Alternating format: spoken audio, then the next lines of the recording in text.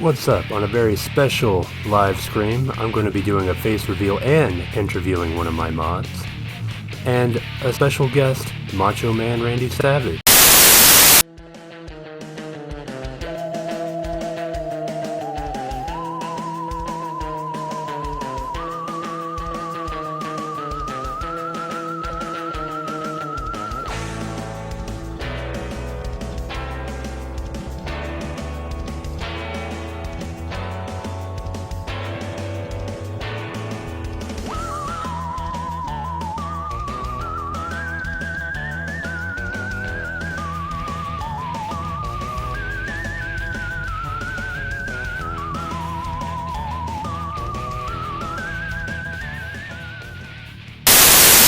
Alright, there we go.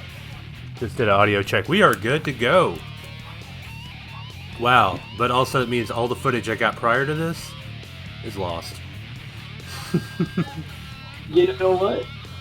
That's fine. It was a practice run. Yeah, it's fine. It's fine. So, you made dinner, you said. What did you make? I made spaghetti. The standard spaghetti. We've been doing a lot of HelloFresh, but out all the way to the top, yeah. Unjustifiably in a position that I'd rather not be in. I didn't want to do that. They're good, but I just want to do something simple, something that I could just whip up in 15 minutes. So, spaghetti. Spaghetti. Macho madness, yeah, it's got more to offer. I don't think spaghetti's simple for me, man. Like, I don't know. There's too many steps to spaghetti for me. Like, I get you boil the noodles, you strain the noodles. You know, you either do marinara on or without. You know, not only there's so much because a lot of people they like to cook the sauce.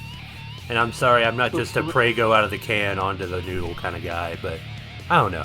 It's I'm very particular about spaghetti because after that, especially if it's really wet spaghetti, I'm like, no, get that wet spaghetti away from me. No, I need the sauce to be almost dry, because I'm not eating soup. Would you say you're a chunky spaghetti kind of guy? I would actually. For the longest time, I would just open a can. I would open a jar. I'd add my own spices to it, but I would cook that down to where it got less wet, and then I would put the noodles in. But now I've discovered if you just take a can of diced tomatoes and a couple of cans of that tomato sauce with spices and some water, you could make quick and easy marinara. I don't think it's gonna fool any Italian grandma, but who am I trying to impress, you know? Clearly not an Italian grandma. I won't name names, but I got a story. I think I've told you this, but heck, we're doing an interview. Yeah, why not? God, yeah, I know. I'm gonna tell you something right now. I have this friend, acquaintance, somebody I went to school with back in the day, and we reconnected this about 2 years ago. And me and a buddy that you know, wanted to get our fill. And we called this guy up, and we were gonna buy, I think, 6 grams. Okay. May I ask what price? Well, he said 60. So 10 a G. Sussy. I know, and he was on his Snapchat stories, because of course he had to be that guy. Oh god. He was saying, "Oh, I'm giving you a good deal. Around here, you won't get a deal like it." I'm like, whatever.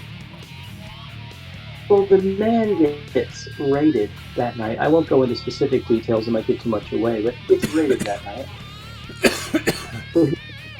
Hey man, I won't be able to get you your stuff. And I'm like, you know what, I understand. Well, the next day he shows up, and he's like, well, I don't have the money, I don't have the amount that I told you I was going to have. I've got 3. Bruh. Okay. And the man, he tried to take 60 for it. Hulk Hogan, yeah, I am. What was it like? Was it good? It was mid. It was mid. It wasn't the worst I've ever had. It wasn't dried grass, but it was not the best. Here's a couple stories I just got reminded of. Well, I had horrible trouble with my ears, like clogging my ears. Yeah. Growing up. And the trick until like recently was just to lay on your side, pour hydrogen peroxide in your ear. Yep. Let it bubble, and then let it drain out. Yep. Well, about a year ago, I went to the doctor, and my doctor's like, "Hey, you know that causes chemical burns, right?" I'm like, "What are you talking about?" He's like, "Yeah, that causes chemical burns, so I tell everyone it's dangerous." I'm like, "I've been doing it for 23 years. What do you suggest I do?" And he's like, buy this contraption. It's called the elephant ear. You might have heard of it. I don't know. I have one. And it's basically just a squirt bottle that they rigged a long stem to that you stick in your ear and you basically blast stuff out. It costs way more money than it's worth. It's literally the most jerry-rigged thing you've ever seen in your life. It works, but like so does the hydrogen peroxide, but apparently that causes chemical burns. Well, that's why you're supposed to mix it, like, with hydrogen peroxide. The mixture is, I believe, it's not a 50-50 mixture. I think it's like a 2/3 hydrogen, 1/3 water. You mix it, preferably warm water, so it helps break it up. Like, yeah, you're supposed to dilute it. You don't pour, like, straight unless you're, like, crazy like me and just don't give a fuck about your health. Well, that explains it then, because that's what I've been doing my whole life. Remember, I actually was one of those kids who had to get tubes in their ears, right? And I when I was finally getting them placed in, I remember the doctor, you know, in his very Cajun accent was explaining, like, next time when you grab one of them damn ass the Q-tip, and think about putting that in your ear. You ever seen Jurassic Park? And me being, you know, an 8-year-old, like, yeah. It's like, all right, remember that fat man in the Elvis suit on the TV screen? Going, I want you to picture him every time you grab a Q-tip. That's for external use only. And to this day, I picture that fat man. I picture fucking Newman from Seinfeld telling me no, but also holding a Q-tip. And that stuck with me and kind of freaked me out a bit. Because he was intense. Like, he looked me dead in the fucking eyes. Like he was sending me like a voodoo curse. Like, he knew what he was doing. But everyone's parents are always just walking around with Q-tips just jammed in their ears. Dude, our parents' generation, because I believe my parents are roughly... My parents were born in like the late 50s, and I assume yours probably in the mid 60s. So they're close enough, but they're part of that generation where they think like they would do the most abhorrent shit and just say like, well, that's what I was told to do. That's what Mama always did. It's like, did you ever just think maybe your mom was fucking crazy? You ever just think that maybe they didn't know better and like we should take that for granted? Like, you know, not... Their parents were born in the Great Depression. They had no choice, Mom. Yeah, they ate sand burgers. Like, they would put bone meal and shit that didn't need to be there just so they could ration it out. Like, they made Jell-O just to feed the masses. Like, it's mass that you're putting in your body. Just put it in your body. Yeah, like, they didn't care what the fucking filler was, as long as the food could be preserved and like at least make you feel full enough to go back to work to build a fucking car. That's all they gave a fuck about. Or like to go do your damn like factory job. Like, easy to make dinners. Never mind the fact that 90% of it's just fat and gelatin filler. TV dinners. What is? They're trying to bring that back.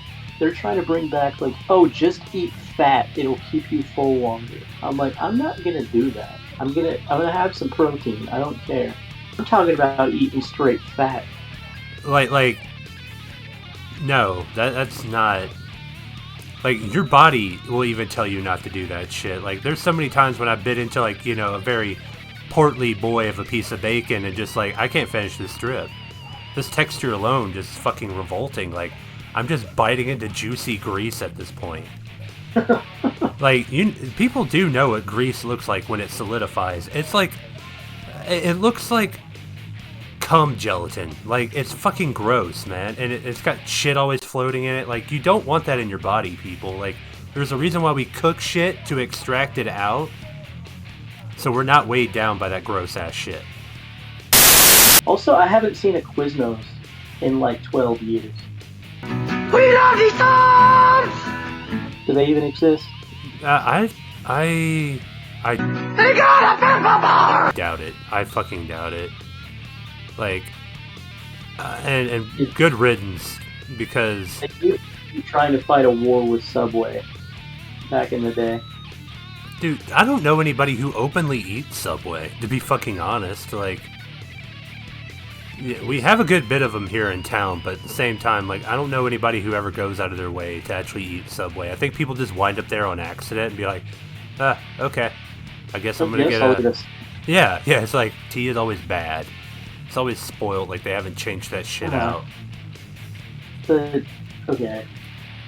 Subway, for the longest time, was like hot shit, and everyone was like, you know what, I want to be healthy, but I want to get a quick meal, so I'll get a Subway.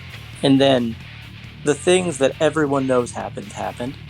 I don't need to openly say that on stream. Yeah.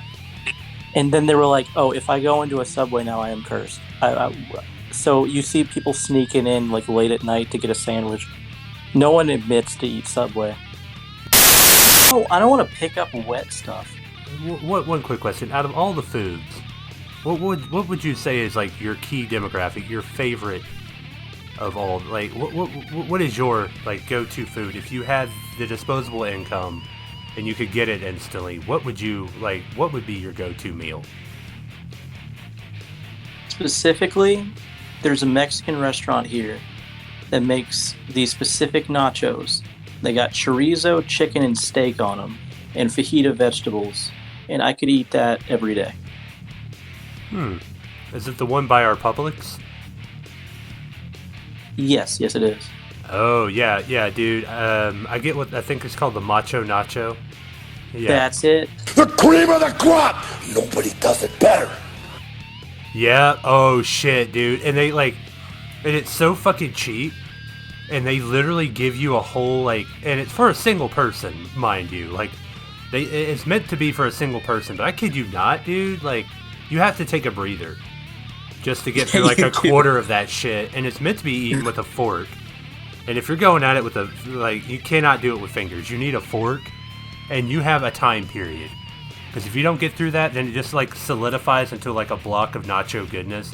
And yeah, you could heat it up, but like, why would you, right? And I'm gonna be honest, that's like, it's arguably it's best like that. I don't know why. When it's just a fucking solid glob of just flavor. I don't know. Yeah, because at that point it's just like a Mexican casserole. Like,